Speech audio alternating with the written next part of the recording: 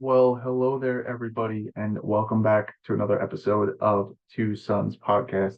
I am your co-host here, Philip, and in today's episode, we are going to be continuing our little mini series on House of the Dragon, Season 2, as the finale of the season actually wraps up this Sunday at time of recording. So tomorrow, August 5th, is the final episode of this season. The episodes. The season was only 8 episodes long. I believe it's only 8 episodes long. So the finale should be tomorrow. Seen a couple of leaks, so it looks like it's going to be pretty good. But obviously, we're a couple of episodes away from discussing the finale, of course, as this little mini series is taking its time. And today we are going to be discussing episode 5 of season 2 of House of the Dragon. So before we get started, I just want to thank you guys for all the love and support that you showed on the last episode where we covered episode 4 and more importantly, the Battle of Rook's Rest. So obviously that was a very intense episode. There was a lot of good discussion going over the episode, and you guys seem to really be enjoying this little mini series on House of the Dragon, and I really do greatly appreciate it. We even had somebody comment their thoughts on the Battle of Rook's Rest itself. And I mean, I cannot be more grateful for your guys' interactions and thoughts when it comes to the episodes, because that is exactly what me and my brother are looking for. We're looking to connect with the fans and to connect with you guys as you watch our episodes. So please, keep commenting down below, what you've thought of this season so far, what you've disliked, what you've liked, and what you would have changed. But with that being said, again, guys, thank you so much. You've really been smashing it out of the park, with the likes and the views on these episodes. So I really do greatly appreciate it. Thank you so much. Um, but with that being said, like I said, we are going to dive into today's episode. So obviously, it is just me again, which I don't mind. This is my own little mini series, so I'm more than welcome to provide it for you guys. My brother is currently figuring things out in life, so to speak. When it comes to his job and finances and just some adult things that are going on behind the scenes. So he's still a little indisposed. But I tell him, each week how the podcast is doing, and he still post it to Spotify when he can. And he is like thrilled of how well these episodes are doing, and how good the views are doing. So I know he really appreciates it from the bottom of my heart. And like I said, so do I. So from both of us again, thank you so much for all the love and support. It really means a lot. Um, but he is doing okay. Like I said, he is figuring things out, and hopefully we will both be back soon with an episode together. But until then, you guys have me. So like I said, hopefully you enjoy this little mini series, and yeah, I'll just keep the episodes flowing as best as I can. So but moving on, into how I'm doing, I'm doing okay. I could be doing better. There's a couple of things that I need to work on and steer in the right direction, so to speak. And hopefully, I will, have some results soon, or I will feel a little bit better soon. But currently down here in Florida, at least, we are prepping for a possible tropical storm slash hurricane that might hit us, today, and if not, definitely tomorrow as well.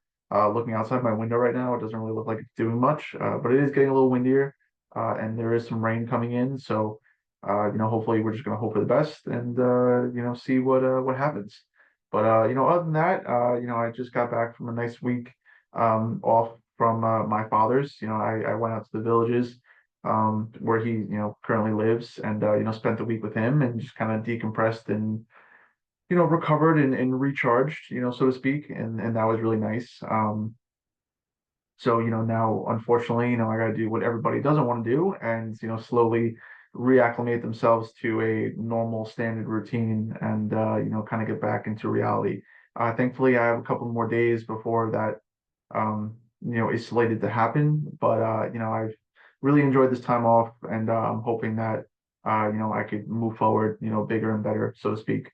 Um, but with that being said, now that we got all of our wonderful pleasantries out of the way, we are going to dive into today's episode. So because this is the aftermath of episode 4, there isn't going to be a whole lot of discussion. So this might be a little bit of a shorter episode, but there are some important points that we need to cover, before we dive into the rest of the season. So right off the bat, I think I would give this episode probably, um, I would say probably a solid 10 out of 10, to be honest. I thought it was a good stepping off point from where they left us in episode four specifically. And, again, I think this season in particular is a little, action and battle, and then, a little of them still setting up, some of the major events of, the Dance of the Dragons. And I think season three is where you're really going to see it kick off. And, you're going to have definitely more of a action-packed and battle-based kind of Game of Thrones style show. It seems like based on where they are currently, it looks like we're going to see some pretty impressive and important battles. Coming up in season three, so it definitely is going to get a little bit more action-packed and stuff like that. So for everybody out there, just be patient. I know we talked about this a little bit last episode, but just be patient. But I have been really enjoying the show so far. Like we discussed last week, any changes that they've made from the books or any directions that they're going in, I don't have a problem with. I am currently listening to the book and catching up on my Game of Thrones history and lore, through audiobook. And I am not minding any of the changes that they've done so far in the show. I don't want to harp too much on it as we went into a little bit of a discussion about it last week. But yeah, I think it's perfectly fine. And like I said, I'm really enjoying it. Um, so with that being said, let's go into our little breakdown discussion. So I've been splitting these basically into both sides. So I've been covering what's been going on with Team Green and then what's going on with Team Black.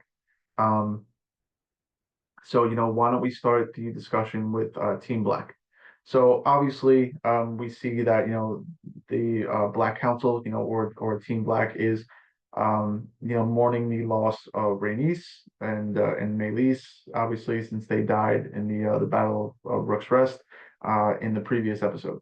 Now, according to the Black Council, they are not sure what the whereabouts are, when it comes to King Aegon the Second, whether he's alive or not, as well as the status of Sunfire, his dragon. They don't know if the dragon is dead, if it's still alive. So the Black Council is a little bit up in the air about the conditions of King Aegon the Second and Sunfire. Um, so this is obviously where, some of her council, is debating on, kind of pressing their advantage, in their attack, so to speak, even though they have lost, Rhaenys and Meleys, they still have the advantage when it comes to dragons. And because, they don't know the condition of the king, they want to strike as soon as possible, and try to go for King's Landing, basically. Um, but as we've been seeing, obviously throughout the season, that when it comes to Team Black, they're having a hard time manifesting a physical and mobile army on the mainland. Obviously, with the support of House Velaryon, they have the Velaryon fleet, which is currently blockading the Gullet, which is definitely helping them out tremendously. But they do not have any land forces. Any of these small keeps or castles that might have, raised Rhaenyra's banner, on the mainland is currently getting crushed, by Sir Criston Cole and, the Green Host. Obviously, we saw in the Battle of Rook's Rest that, Sir Criston Cole and, Sir Gawain Hightower were successful in taking Rook's Rest and the keep there, but it came at, detrimental losses. They lost a large portion of their host and, because of that, obviously, they are a little bit on the back foot, even though it was more like a Pitheric victory, for Team Green, they definitely need to recover and regroup. Um, oh, sorry. So obviously, we see that, Daemon Targaryen is still trying to, gather all the River Lords and, unite the Riverlands under Rhaenyra's banner. So we see that he's still stationed in Harrenhal. He is trying to repair and, upkeep the castle as best as he can, and he's been trying to, gather the support of House Tully and some of the other houses in the Riverlands, in order to mobilize, some sort of host, and army. So, looking at Damon, again, it's been a while since I've seen this episode. So, bear in mind, if I forget anything, I do apologize. But we see him still struggling with his dreams, and his visions that he is having in Harrenhal. Um, Now I'm trying to remember exactly what happens in this episode. Um, I think this episode is where he obviously finds out, the death of Rhaenys and Meleys. And when he hears that, obviously it is more prudent and important to, start raising an army and bring the fight to the Greens, especially with the loss of one of their best dragon riders and dragons, so to speak. But like I said, we still see that he's suffering from visions and nightmares. So we don't exactly know what Daemon's intentions are. We don't know if he still is, willing to raise a host for Rhaenyra, or if he, is looking to raise a host for his own claim and, kind of betray her. So again, we're a little unclear about that. I think it will probably get more cleared up, by the end of the season. But we still have our doubts, obviously. And then obviously some of the visions and the nightmares he's having is a little strange. I don't remember exactly what ones he has in this episode, to be honest. But we see that, Damon is still struggling when it comes to, securing the loyalty of the River Lords. And I think in this episode specifically, we have him take a more direct approach. And by that means he is in contact with House Blackwood. And, he is trying to bring the arch rival of House Blackwood to heel, and that is House Bracken. So we see the scene where, he's on Caraxes and, basically threatens, Lord Bracken to, bend the knee or be burned alive. We see that House Bracken surprisingly stubbornly refuses. And instead of actually burning all of them alive, he lets them go. And this is actually a little smart on Damon's account because as he tells, as he tells Lord Blackwood that he didn't come to raise corpses, he came to raise an army. So his intention is to add, House Bracken and their levy to the host, not annihilate their house and waste good men, basically. Um, so because of this, uh, we see that him and Lord Blackwood come up with a plan, basically. And he's basically making House Blackwood do their dirty work, so to speak. So, we see that, Lord Blackwood takes matters into his own hands, and we see towards the end of the episode that the River Lords or maybe just simple people from House Bracken are absolutely infuriated because House Blackwood crossed into their lands and like murdered and pillaged and raided and really did some horrific things to House Bracken. And we see in this moment that if anything, what Damon hoped to accomplish sort of backfired as we see that he kind of has House Bracken on its heels and close to swearing fealty to him and Rhaenyra. But at the end of the day, we see that a lot of people are very unhappy with what happened because of House Blackwood, and they basically curse his name and they tell him that they're not going to stand and they're not going to fight for a tyrant, and they refuse to bend the knee. So we see that whatever plan Damon was trying to cook up with Lord Blackwood terribly backfired, and we see that he is basically right back to square one as again we don't have any confirmation on House Tully and whether or not they're going to gather the River Lords and swear fealty, and then what he was trying to do at least with Houses Blackwood and Bracken horribly backfired on him, and we see that he is still in the exact same position that he was when he first got to Harrenhal. Um, and that's really much it. That's pretty much it when it comes to Damon. So we see him still suffering from his visions and dreams. We don't know exactly where his loyalties lie, whether he's going to stake his own claim or he's going to support Rhaenyra in the end. And we see that he's still unsuccessful in raising a host in the Riverlands, which is vitally important because like I said, without that mobile or that land army, they don't really have anything to, counteract, the both Lannister and Hightower host that is currently coming from, the Reach and the Westerlands. So, if those armies are able to eventually converge and unite, they could pose a real threat to the Riverlands and Harrenhal. So it is vitally important that Daemon is able to raise some sort of host there. Um, so that's basically what's going on with Daemon right now. Now, returning back to the rest of Team Black, like I said, we still see that they're mourning the loss of Rhaenys and Meleys, and they are trying to figure out what the next best course of action is. When it comes to dealing with the Dance of the Dragons and what their next step should be. So obviously, we see that Rhaenyra is extremely overwhelmed. We see that she is obviously heavily mourning the loss of Rhaenys and Meleys. And she's trying to figure out what the next best thing to do is, and what direction she should move in. Because she basically lost kind of like her right hand man, to be honest. I mean, Rhaenys was never hand to the queen, but she was pretty much a metaphorical hand to the queen, so to speak. And that was the big blow to Rhaenyra's morale and everything like that.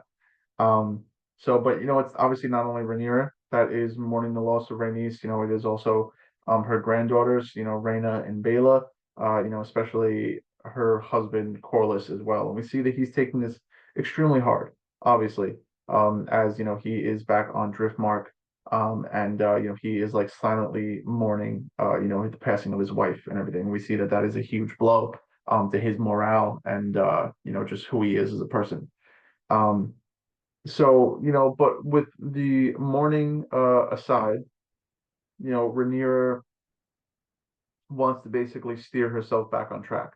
And then this is where she tries to enlist the help of Baela Targaryen, in which she wants her to travel to Driftmark and basically present the hand to the hand of the queen pin to her grandfather, Sir Corlys. And she wants Sir Corlys at her side to kind of replace Rhaenys and to give her a strong and supportive voice at her Black Council. Someone that the other lords will respect and admire, basically. Sorry. Um, so we see that Baela eventually travels to Driftmark, where she is basically confronted by her grandsire, and after a brief discussion, she leaves the hand of the queen, pinned basically in his care, and she walks off. And obviously based on their conversation, Corlys turns around and he wants to proclaim Baela as heir to Driftmark, and House Velaryon, in which Baela responds that she is of fire and blood, and Driftmark must pass to Salt and Sea. So we see that both Rhaena and Baela, even though they are of House Velaryon, they are very much Targaryen in nature. They are very much both fire and blood. They are dragon riders, and they don't really have any connections to the traditional routes of um, House Velaryon, which is Salt and Sea. Um, Obviously we'll see this approached again probably later in the show, maybe in like the next season or so, as we see that Corlys also has other children besides Laena and Laenor. So we'll see this whole um discussion about the heirs to Driftmark and House Velaryon, further down the line. But this conversation that they have definitely makes Corlys think. And I don't think we see until next episode what he decides to do in response to Rhaenyra's request, basically. Um, so and then obviously we see Baela go off and do her own thing. So that's basically is what's going on with House Velaryon. We see that Corlys is mourning the loss of his wife, and figuring out what to do in regards to being the possible hand of the queen. We see Baela Targaryen kind of find her footing and honor and remember her grandmother by basically continuing her mission on putting Rhaenyra on the Iron Throne. And we see her sister Rhaena Targaryen still in the Vale, and we see that I don't know if it's this episode. It's either this episode or next episode where she finds out that there is a very large and wild dragon actually residing in the Vale.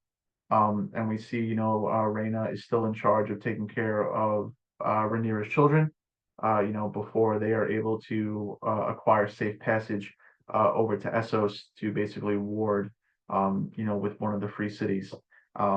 So, for now, they are currently staying in the Vale until they can figure that out. So, we see Rhaena in her own way is obviously mourning, the loss of her grandmother. And we see that she is still in somewhat of like a complacent, mindset where she doesn't exactly know what she's doing. Like, she has a purpose and she has a goal. And she was obviously tasked with a job. But we still see that she wants more. Uh, she wants to be more than a babysitter and a guardian to these children. We know that deep down she wants to be a dragon rider and she wants to be on the same prowess as, all the other Targaryens, and especially her sister. So I think it's in the sixth episode where we see this point come more to fruition, and we'll have more to talk about in regards to her in episode six, which we will cover. Um, Obviously, back on Dragonstone, we see that Rhaenyra's son Jacaerys is getting very fed up, and he is constantly tired of sitting around Dragonstone like all day and not doing anything. Basically feeling the same as Rhaenyra, where, because she is, the rightful heir to the Iron Throne and Jacaerys is her heir. The Black Council and the rest of her team are very wary about them getting involved directly because they don't want them to get injured or, worse, they don't want them to get killed, obviously. So, because of that, they're kind of confined to Dragonstone.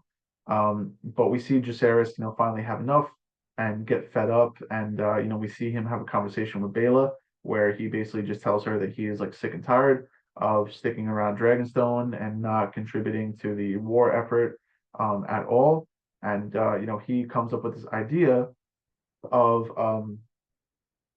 treating and, communicating with House Frey as they control a crossing called the Twins, which will give House Stark and the Northmen, um, a direct act or a direct route into the Riverlands per se, and it will make Craig Stark's army or his Winter Wolves move down to support Rhaenyra a little bit faster.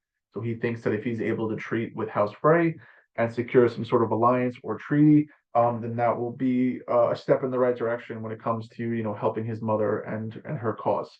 So we do see him fly to the twins on Vermax, I believe, and we see him treat with Lord and Lady Frey.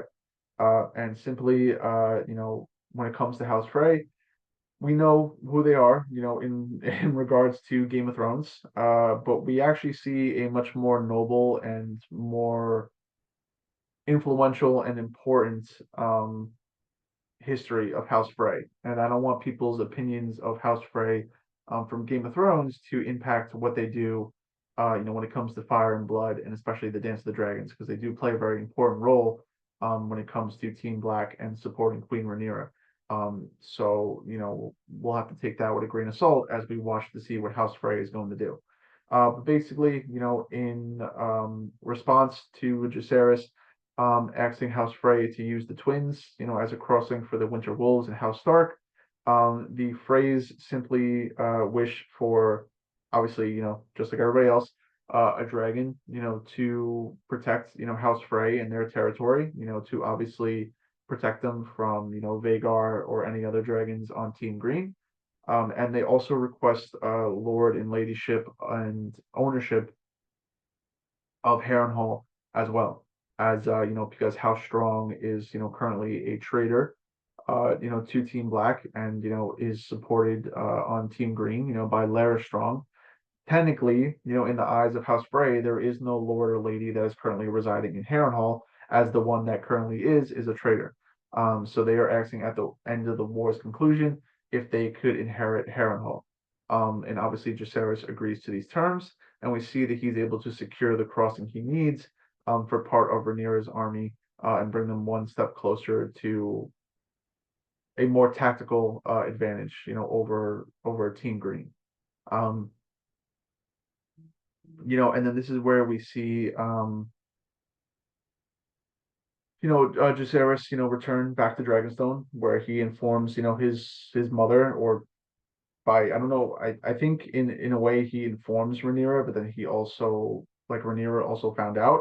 And she's very happy and she's very proud of Jacaerys for taking that step and securing them a tactical advantage in the war. Um, but we see them have a more serious conversation where like, she's still upset, and she is upset because of the same reasons why Jacaerys is upset because she cannot take action herself and she can't do anything. She tells Jacaerys that she is a dragon rider, and that she wants to go out there and fight for her own claim and everything, and she is so like sick and tired of sitting idle, while everybody basically does like the work for her. And throughout the discussion, this is where they start the importance of the fact that they need more dragons, and there's a couple of unclaimed dragons that are residing on Dragonstone. Some that are wild, others that are just riderless. And this is where Rhaenyra and Jacaerys come up with the plan of looking through, you know, Dragonstone's library records and finding, any uh, possible family members or, generational family members from all the noble houses of Westeros to see if any Targaryens possibly married into other families and had offspring, and by genetic makeup, they would have some Targaryen blood in them. So Rhaenyra and Jacaerys want to look for people of noble birth that could possibly claim these dragons and give them an advantage when it comes to dragon riders, which is a good idea because we've seen in the past how female Targaryens have married into other families, and from there obviously have birthed children, and by default, those children would have Targaryen blood in them. So it is a good idea. How well it would work, I mean, obviously we'll see in episode 6 and 7, because it is much easier for someone of either mostly or pure Valyrian blood to connect with a dragon versus somebody that might be like 1/10 or like 1/5 Targaryen, and doesn't have the same noble or spiritual connection to the dragons that someone of more pure Valyrian blood would. So we'll see exactly how well this plan works out. But obviously, we see that even though Team Black is in mourning and has taken a step back, we see that they've made some pretty impressive gains this episode. They obviously secured the crossing of the twins with the diplomatic actions of Jacaerys and House Frey. And then we have also seen how they are formulating a plan to find more dragon riders, which can give them an advantage when it comes to the amount of dragons. So we see that even though Team Black took a huge loss, that they sort of made up the ground and they're in a pretty good place. Now, when it comes to Team Green, however, we're going to discuss what is going on with them. So obviously, with their so-called victory at Rook's Rest, we see that Sir Criston Cole and the remainder of the Green Host has returned to King's Landing, and they did not come empty-handed. Obviously, they are bringing, the body of King Aegon II with them, and then they also brought the head of Meleys, and they thought it would be a really good idea to parade, this rogue dragon's head throughout King's Landing, to maybe kind of boost morale, of the small folk, or that was basically the whole point. The whole point was to possibly boost the morale of the small folk and basically explain that look, your King Aegon II, took down one of the rogue dragon riders, and brought victory, to the realm. But instead of this, people are horrified and they're shocked and they see the killing of the dragon as a bad omen. And we see that the small folk get a little rowdy and they get a little choppy. They say that Rhaenyra will avenge this, and they get very upset. And Sir Criston's like, don't they know that we won the battle? And Sir Gawain is basically like, yeah, I don't know if I would really call that a victory. So we see that in his arrogance, Criston Cole made the wrong decision, and we'll see that obviously has consequences later on in the season. But like I said, they did bring King Aegon's body back to King's Landing. So we see that Alicent and Aemond are kind of watching on as the procession is making its way to the Red Keep. She notices that obviously Aemond is in possession of the Valyrian dagger. So she's a little skeptical about exactly what happens at Rook's Rest, and what part Aemond had to play when it came to the condition of his brother Aegon. So we see that Aegon is obviously brought up to his chambers in the Red Keep, and right away, the Maesters are working on, treating him and helping him recover. So we are confirmed, by the Maesters that Aegon did survive, but he is mortally wounded and he needs very extensive care. So like I said, Maester Orwell and the rest of the medical staff, are basically working night and day, to treat King Aegon and kind of help him recover. So we'll see, throughout the episode, what the status of him is exactly. In the meantime, obviously, because the king is disposed, they need somebody to kind of step in as a regent until King Aegon is healthy to rule by himself once again. So we see that the Green Council commences, and in a bit of irony, we see that Alicent Hightower puts her name in the ring as becoming the regent of the Iron Throne until her son is recovered. And a lot of people are very skeptical and shoot her down right away. I think Larry Strong makes the best point, where he basically says, "Well, if we were to prop up a woman in our own council, what would that look like to the rest of the realm and the small folk if we're fighting a whole war of succession for that exact reason?" So basically, Alicent gets severely humbled, and they all agree that Aegon's brother Aemond should become the Prince Regent, to the Iron Throne, and basically be the stand-in ruler in Aegon's stead. So after Alicent gets humiliated, we see that Prince Aemond moves to the king's chair, basically in the small council room, and he starts assessing the situation in the Riverlands, and what to do there. So we see that he kind of jumps right into action, and he starts wondering what their battle tactics and their standing is, basically. So we see him basically bark out a couple of orders to members of the small council, and he finally has them cut down all the rat catchers, as the rat catchers from episode 2 are still hanging from the battlements of King's Landing. So we see that he finally has them cut down. Um, so while this transition of power is being established, we also see that Alicent is starting to do a little bit of a deep dive into what exactly happened, when it came to the Battle of Rook's Rest and everything that happened there. So we see that she first goes to Sir Criston Cole to ask about what happened, and he is very standoffish, and he's a little hesitant to exactly say what happened there. We don't know if he's having some sort of PTSD or if he's still a little bit in shock, because of obviously what he experienced firsthand at the battle. But she is unsuccessful at first of getting any answers from Sir Criston Cole.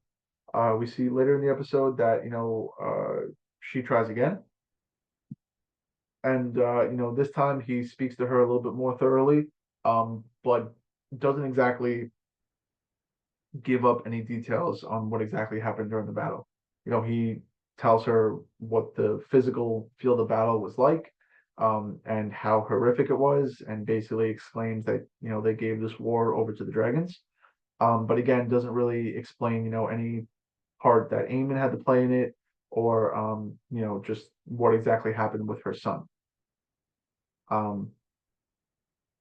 So basically, we see in this episode that Team Green is scrambling, right? We see Prince Aemond kind of come to the throne as the regent and try to figure out what their current standing is, and how to better their side's cause.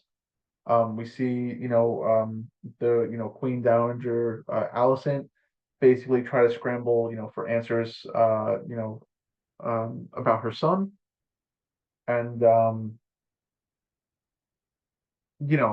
try to figure out exactly where her standing is in King's Landing now that she was basically just insulted in front of the Green Council.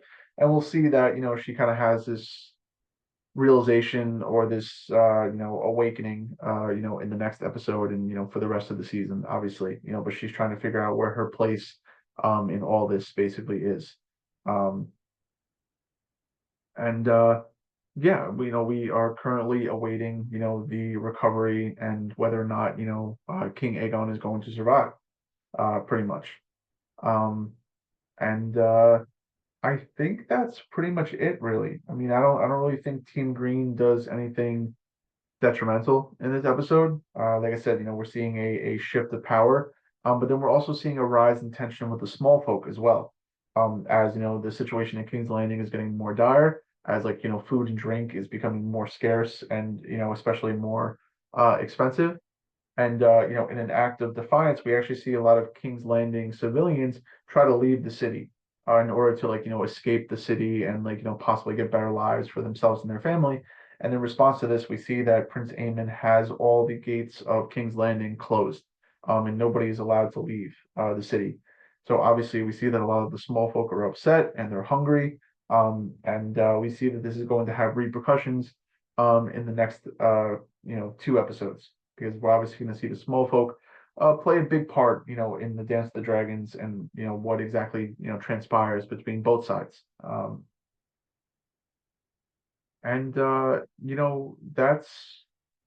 that's pretty much it. I mean, we get some inclinations. We get some reprieval. Back towards characters like Ulf White and Hugh Hammer. Basically just showcasing them again. We see Hugh Hammer try to leave the city with his wife and their sick daughter. I don't know if we see Ulf in this episode. We might see him in the next episode. But obviously they're planting a couple seeds that are going to start blossoming, like I said, in the next episode or even episode 7. So I don't want to give too much away in an episode 5 review discussion. Um, but like I said, that is pretty much it, really. So like I said, we see both sides have taken some sort of loss, some sort of step back, and we're seeing that Team Black has a little bit more success when it comes to recovering versus Team Green. So we'll see exactly what positions both sides are in, when it comes to episode 6. But that is pretty much it, guys. I mean, like I said at the start of the episode, I think I would give this like a solid 10 out of 10 suns. I thought it was really well done, and I enjoyed the episode through and through. Um, and yeah, like I said, I mean, we got a lot more to look forward to, when it comes to episode 7 and episode 6. And then obviously with the finale happening tomorrow, there'll be tons to talk about when it comes to that as well. But for now, guys, this is where I'm going to leave you all with this episode. So, like I said, the aftermath of the Battle of Rook's Rest, a lot of good stuff that happened in this episode, and yeah, just excited to jump in and talk about episode 6 in the next episode. So before I go, of course, let me tell you all where you can find our wonderful podcast and stay updated when the new episodes drop and are ready for your viewing or listening pleasure. So if you want to find us on social media, we are under Instagram, X, formerly known as Twitter, and Facebook, all under Two Sons Podcast. That's with an O, not a U, because we are two brothers. You can also find us on TikTok at Two Sons YouTube. And if you want to listen and watch us, you can find us on Spotify and YouTube, all under Two Sons Podcast. Again, that's with an O, not a U, because we are two brothers. Um, so this episode will be posted on Monday for your guys' viewing pleasure on YouTube. So please be on the lookout for that. I will try to get my brother to post the episodes to Spotify. So also be on the lookout for that if you prefer to listen to it instead of watch it. And like I said, just check out our socials to stay up to date on when the episodes drop. And yeah. But with that being said, guys, thank you all for coming out to another wonderful episode of Two Sons Podcast, where we sat down and discussed episode 5 of season 2 of House of the Dragon. So, like I said, we got a lot to look forward to, a lot of good discussions coming in the future. So, please come back and check out all the episodes of this miniseries prior so you can stay up to date on all your lovely House of the Dragons news and development. And yeah, like I said, with that being said, I hope you guys have a great morning, great afternoon, great evening, whenever you're listening to this. Please be safe. Do not do anything stupid. If you live in Florida, please stay safe, with the possible tropical storm coming in. Stay hydrated, make sure you just don't do anything stupid because we love you and we want to see you here again next week. But like I said, with that being said, thank you guys so much for coming out to another wonderful episode, and I will see you all in the next one. Goodbye for now.